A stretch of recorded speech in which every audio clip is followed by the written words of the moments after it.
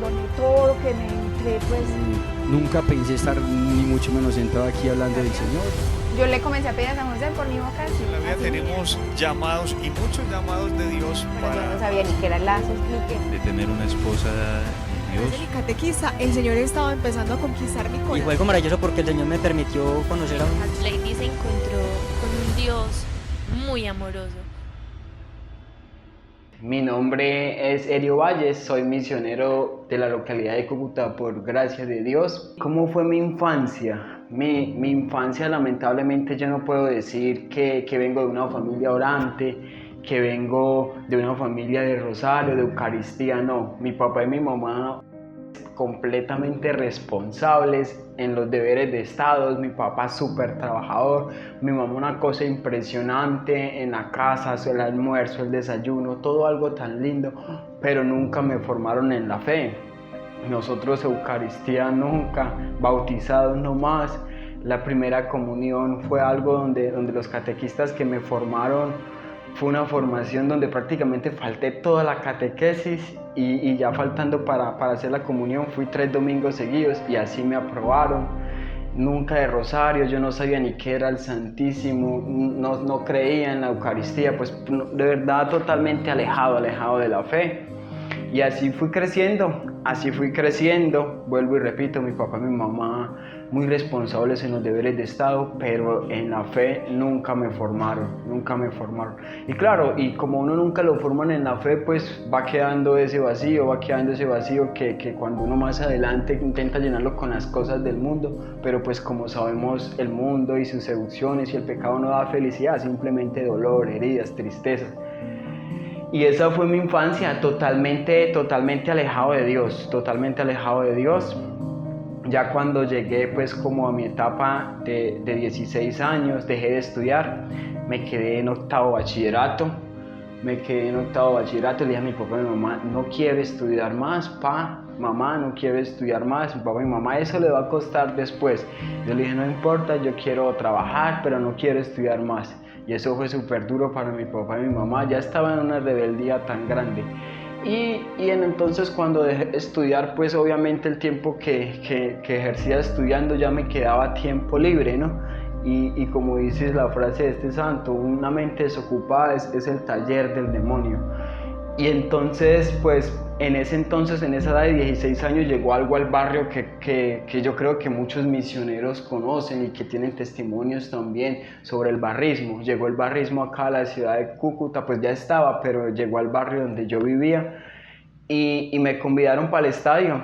Me dijeron, hermano, ¿qué está haciendo? Vámonos para el estadio. Y yo desocupado sin estudiar, yo le dije, pues vámonos para el estadio. ¿Qué es el barrismo? De pronto para las personas que no lo conocen. Juan, el barrismo, pues los que les gusta el fútbol me entenderán pues que son esas barras donde muchachos que su equipo lo es todo, prácticamente lo idolatran, hacen viajes e incluso se hacen matar por su equipo. Eso llegó a mi vida, Juan, y eso llegó a mi vida de una manera pues como inofensiva, ¿no? Y yo dije, vamos para el estadio, no tiene nada de malo ir al estadio. Empecé a ir al estadio y cuando yo llegué al estadio, ¿qué encontré en el estadio? Uno, ya venía con el corazón vacío porque como les comentaba, mi infancia fue totalmente sin Dios.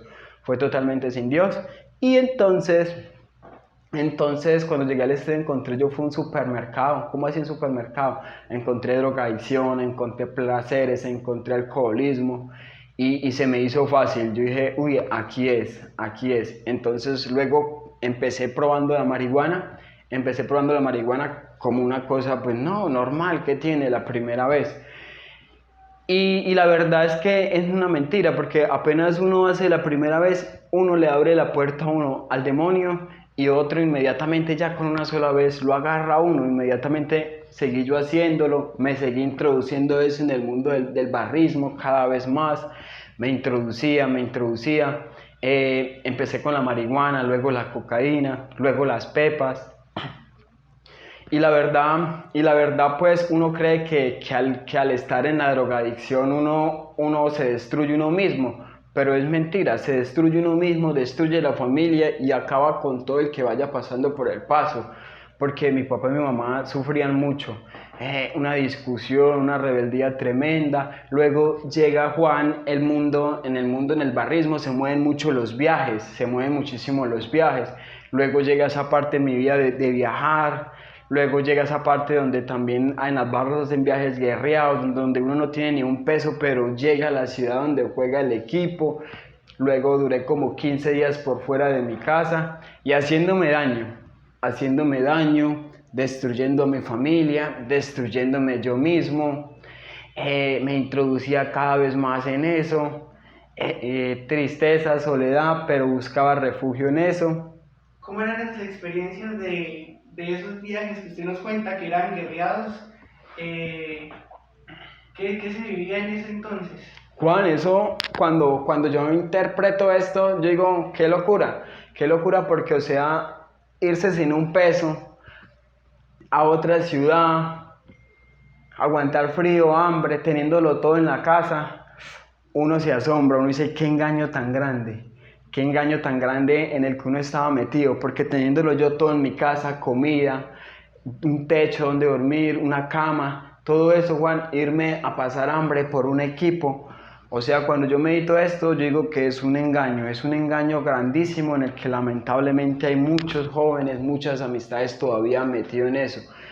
Y también pues pasa eso porque como he hablado, Juan, el vacío en el corazón de que muchos padres no forman a los niños en la fe, buscan refugio en las cosas del mundo y ahí está. El primer viaje me acuerdo que fue para Medellín, duré como 8 días por fuera de la casa. Mi mamá asustadísima, le dijeron, no, ese muchacho por allá lo mató una mula, porque eso se viajaba uno guindado de las mulas. Y mi mamá asustadísima.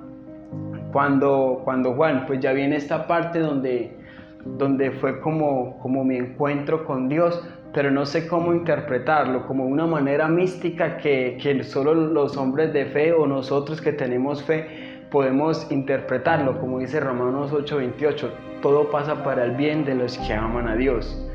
Y entonces pues me iba introduciendo en eso del barrismo, rebeldía, destruyendo mi familia, una cosa y la otra.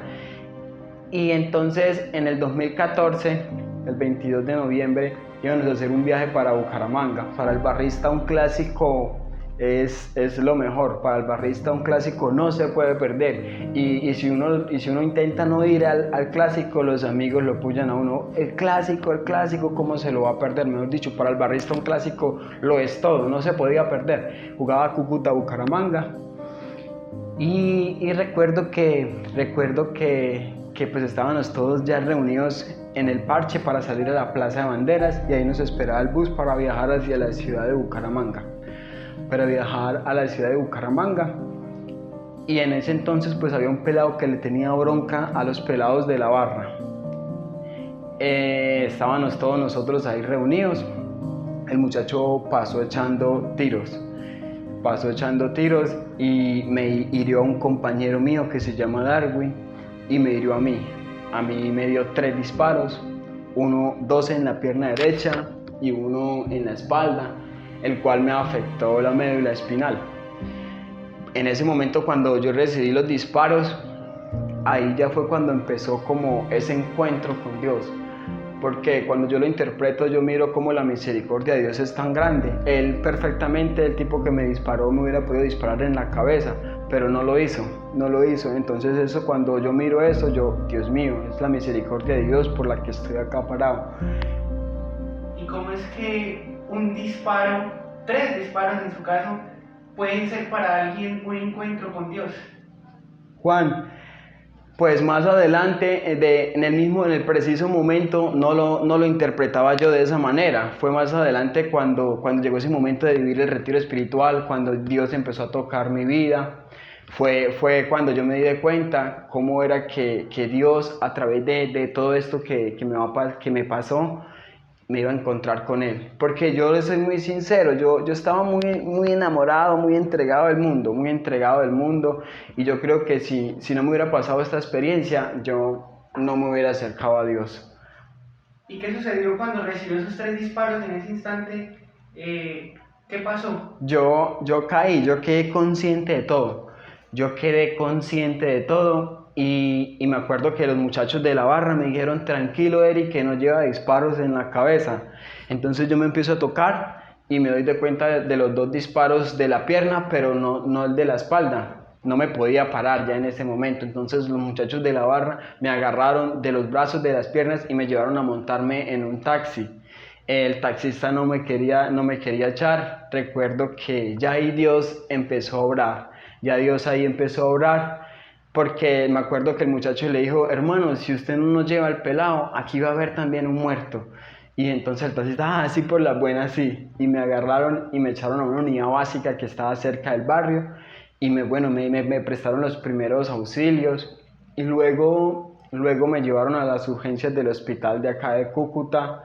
Y fue algo impresionante porque yo duré 1 hora para que me pudieran atender en la sala de urgencias. Ahí estaba esperando, atienden siempre al que llega más grave y pues había una persona que estaba mucho más grave que yo.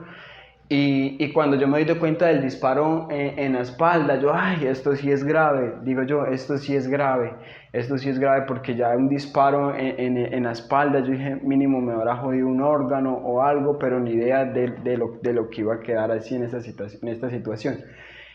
Y me acuerdo que mi mamá me dice que el doctor le decía, 1 hora duré para que me pudieran entrar a la cirugía y el doctor le decía, usted tiene un tigre. Usted tiene un hijo de tigre. Y cuando yo interpreto esto, digo, ¿qué cuento de tigre? Era Dios sosteniéndome en sus brazos.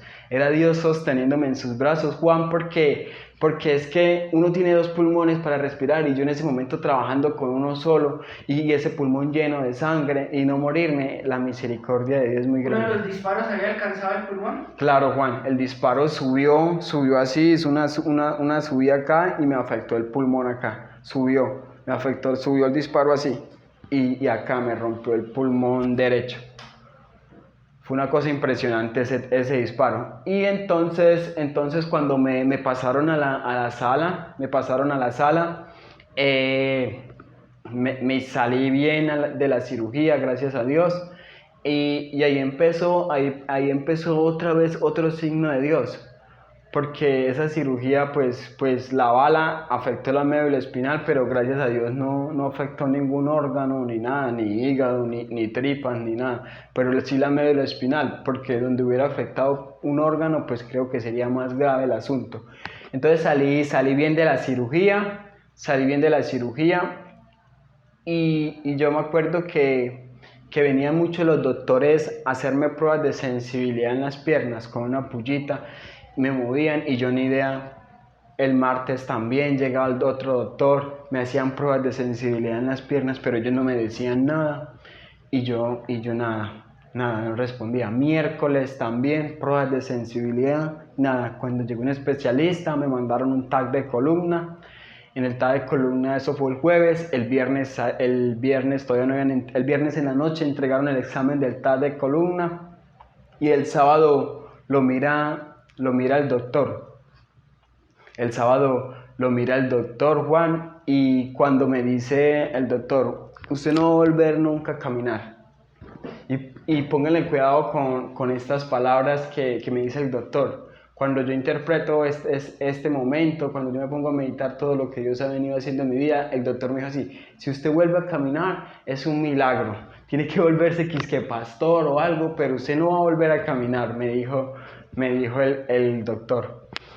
Y para mí fue una noticia fuerte, Juan, porque imagínense, un joven de 19 años al recibir esa noticia, fue algo muy duro, fue algo muy impactante, que uno no vuelva a caminar. Yo me puse a llorar, mi mamá también salió llorando, súper triste. Mi mamá salió llorando y le dijo a mi papá esto, Giovanni no va a volver a caminar, mi segundo nombre es Giovanni, él no va a volver a caminar. Y entonces mi papá, me acuerdo tanto que mi papá, o sea, me impresiona porque mi papá nunca fue un hombre de fe ni nada y dijo estas palabras, dijo, y es que usted no tiene fe. Dios es el que tiene la última palabra. Y para mí fue algo muy duro. Lloré, desconsolado.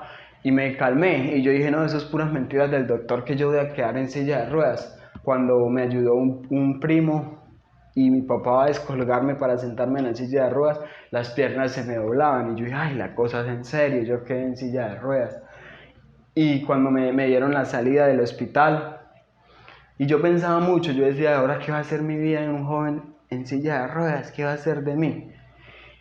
Me montaron al taxi, precisamente el taxi se bota por el estadio y yo recordaba esos momentos en los que yo estaba en la barra caminando y ahora enfrentar mi vida en una silla de ruedas fue algo durísimo, fue algo durísimo. Llego a mi casa, me puse a llorar mucho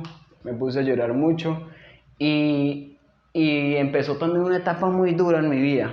Empezó una tristeza que yo me quería morir, a todo el mundo le decía que yo no servía para nada, que no valía nada, que mire este inválido, que me trataba muy mal mi papá y mi mamá sufrían mucho, me traían la comida y yo no comía, la verdad fue una etapa muy dura. Entré a las terapias y ahí Dios otra vez obrando con su misericordia. Me acuerdo que estas palabras me dice la doctora: aquí no vengamos con que no se puede, aquí todo se puede. Y eso me motivó mucho.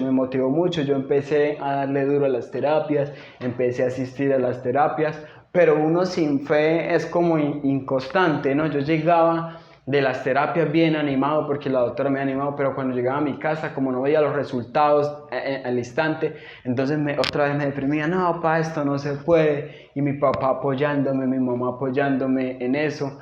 Fueron cosas muy duras porque pues en ese entonces no me sabía yo mover bastante, no me movilizaba. Mi papá y mi mamá ayudándome prácticamente para muchas cosas. Asistía a terapias, bien, me animaban, llegaba a la casa, me deprimía, luego ya pasé a otro centro de rehabilitación más avanzado. Ahí también conocí una excelente doctora donde me exigía mucho esa doctora y yo ahí haciéndole duro. Cuando el Señor me regaló esa gracia de poderme volver a levantar con unos aparatos y en unas barras que nos colocan a las personas que estamos en estos procesos de rehabilitación, y eso me animó muchísimo. Para mí fue algo muy contento, Juan, ya después casi como de 9 meses de estar sentado en la silla de ruedas, volverme a parar, fue para mí algo muy hermoso. Y entonces cuando regresaba a la casa, otra vez esos bajonazos. Asistí a terapias y ya empecé a caminar con una caminadora y los aparatos que le colocan a las personas que nos estamos en estos procesos de rehabilitación. Y para mí fue algo muy lindo, pero llega una parte en la que a mí me impresiona que yo era muy conchudo. Otra vez llegaron las amistades y como que otra vez tratándome de inducir para otra vez ir a ese camino de la drogadicción, para otra vez ir a ese mundo donde estaba. Y me acuerdo tanto que Dios se valió un carácter de mi mamá se paró bravísima conmigo y me dijo: Giovanni, si usted va a seguir con esas amistades, no vamos más a terapias. Y yo, uy, no, mamá, la cosa es en serio. Yo dije, la cosa es en serio. Entonces corté con las amistades y ahí fue cuando ya empezó como Dios a buscarme, a jalarme más. Llegaron unos misioneros, Juan. ¿Cómo se puede cortar con esas amistades? Porque muchas personas quizá intentan cortar con las amistades que saben que les hace daño, pero les es muy difícil. Juan, en el caso mío, porque yo me vi oprimido, como se dice, contra la espada y la pared, porque me dijeron, o son sus terapias, y yo ya había visto que las terapias sí me estaban funcionando y ya me estaba recuperando, entonces a mí me pusieron contra la espada y la pared, o son sus amistades o son sus terapias. Yo creo que uno, para cortar con las amistades, primero uno debe saber qué amistades tiene y verdaderamente a dónde lo están llevando, En el caso mío no fue así, en el caso mío fue como de machetazo, o son sus terapias o son sus amistades. Entonces yo no, mis terapias.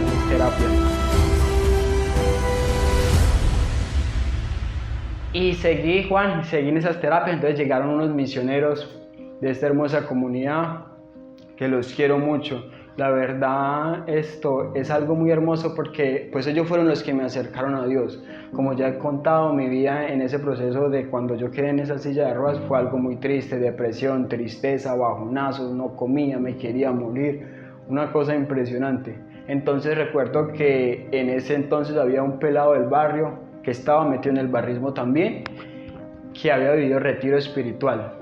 Y entonces él convidó a un misionero y le dijo, vamos a rezar un rosario donde tal personita. Subió ese misionero y empezamos a rezar el rosario. Nunca había rezado un rosario en mi vida, fue la primera vez y empezamos a rezarlo. Me costó muchísimo rezar el rosario. Y entonces me dijo el misionero, ¿usted le gustaría ir a un grupo de oración? Y como yo casi no salía de mi casa, yo le dije, pues sí, vamos, pero nunca iba con esa intención como de encontrarme con Dios, sino como por pasear.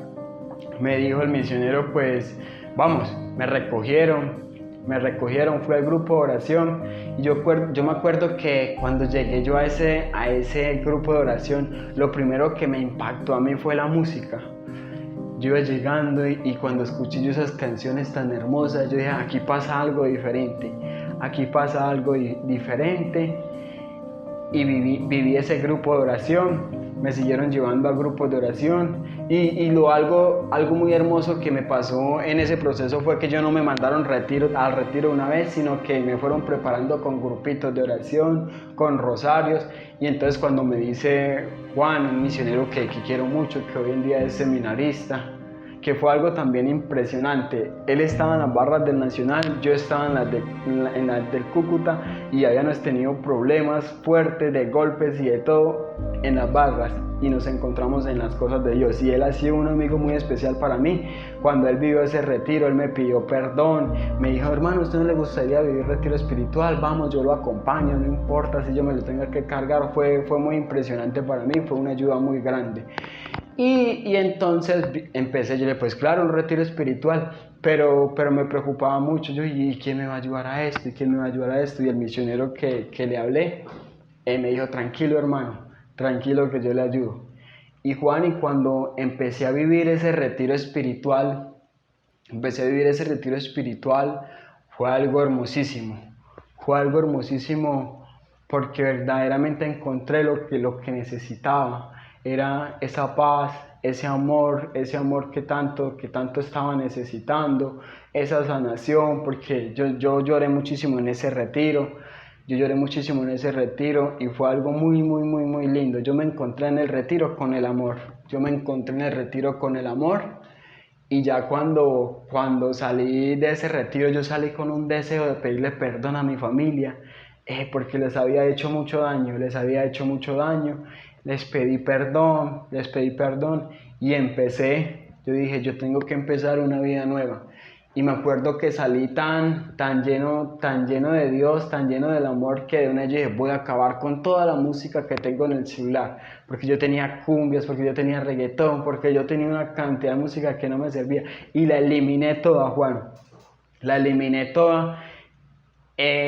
dije, tengo que hacer algo más. Empecé todos los días yendo a la Santa Eucaristía, me rezaba 3 rosarios diarios.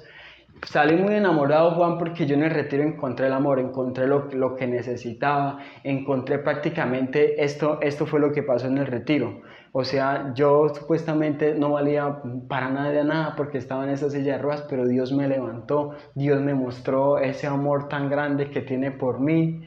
Y empecé mi proceso, empecé en la Eucaristía, el Señor regalándome esos consuelos tan lindos que el Señor le regalaron en la Eucaristía, 3 rosarios diarios, y empezó una consagración en el barrio, pero ya estaba a punto de acabarse.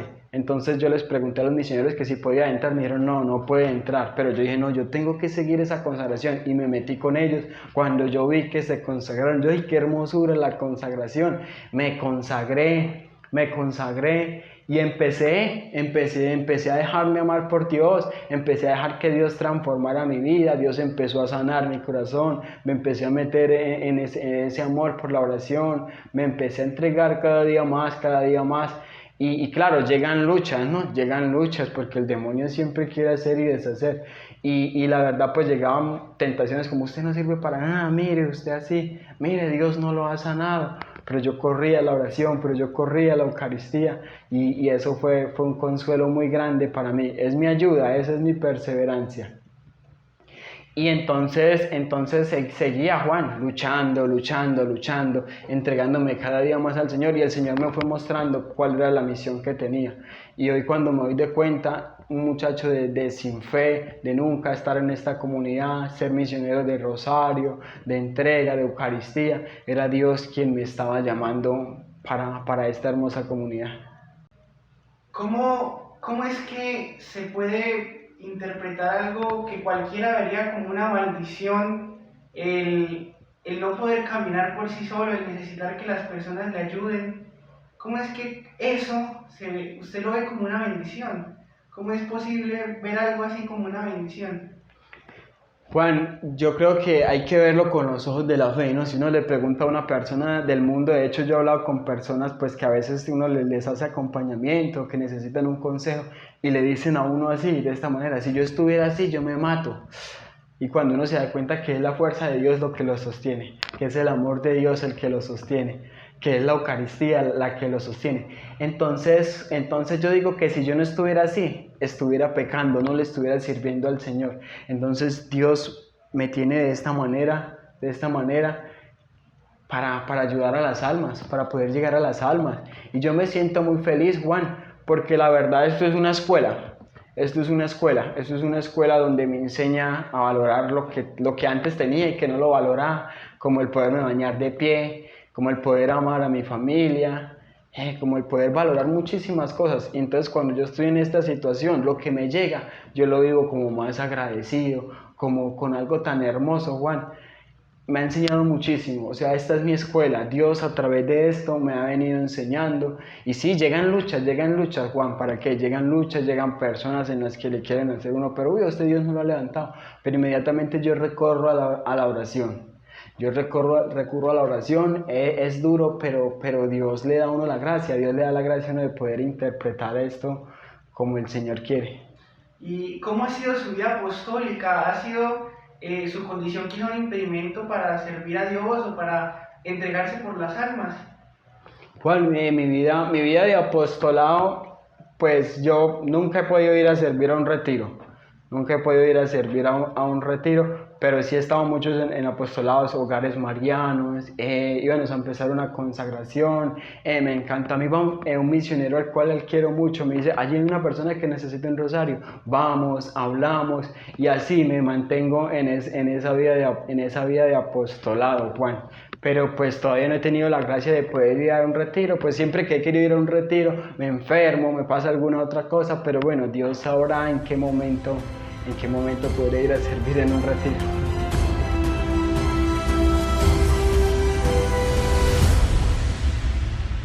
Que de hecho hay personas que me dicen: no, usted hay que llevarlo para un psicólogo, pero nosotros sabemos que, y yo principalmente soy muy realista, que yo digo, si no estuviera en esta situación, no hubiera conocido de Dios. Y fue tanto impresionante el cambio que Dios hizo en mi vida, que pasé de nunca a orar a ser de rosario, pasé de nunca ir a Eucaristía. Y a mí me encanta el silencio, Juan. A mí me quieren ver feliz, a mí invítenme a una montaña. A mí me gusta muchísimo el silencio, la oración del silencio. Y eso es lo que me impresiona en mi vida, eso es lo que me da fuerza. Es tan lindo que en un momento se siente uno decaído y va uno a esa oración de silencio y Dios lo levanta, Dios es la fuerza. Y yo en el momento en el que sí tengo luchas, pero yo en el momento en el que me siento decaído, o sea, fue algo tan impresionante que cambió mi vida. Voy y encuentro fuerza en Dios, encuentro fuerza en la Eucaristía, y ahí vamos, Juancito. ¿Qué le puede decir usted a las personas que en este momento están teniendo sufrimientos o dificultades muy fuertes, que quizá no ven a Dios en sus problemas y se sienten muy solos, tristes, abandonados por Dios? Yo creo que cuando le llega a uno una experiencia como la que me pasó a mí y quizás muchos, uno necesita acercarse muchísimo a Dios, dejarse encontrar por Él, un acercamiento profundo, porque si uno no tiene un acercamiento profundo, el sufrimiento lo va a ver, o esa situación que le haya pasado a cualquier persona dura la va a ver como una carga, como lo peor. Pero cuando uno se acerca a Dios, tiene ese encuentro profundo, lo ve a uno como una bendición de poderse uno acercar a Él. Bueno, Luisito, ¿cómo se puede salir del mundo de las drogas? ¿Cómo que usted pudo salir de todo eso de la noche a la mañana? Juan, yo siempre digo que los que han caído en ese tema de la drogadicción, la pelea es peleando. La pelea es peleando porque lastimosamente la drogadicción es una cadena muy fuerte, que amarra a los jóvenes, que está destruyendo a los jóvenes, y los jóvenes de hoy en día lo toman como algo normal, y cuando intentan salir no son capaces, uno porque quieren luchar solos,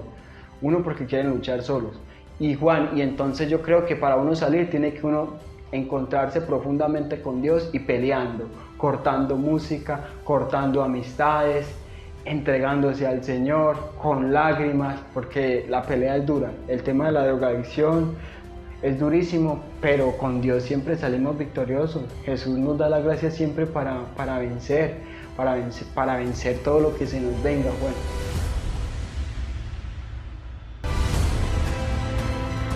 Yo abandoné todo lo que me entré, pues Nunca pensé estar ni mucho menos sentado aquí hablando del Señor.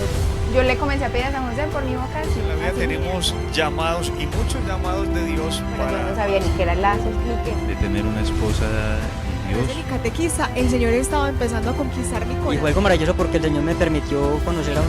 Lady se encontró con un Dios muy amoroso,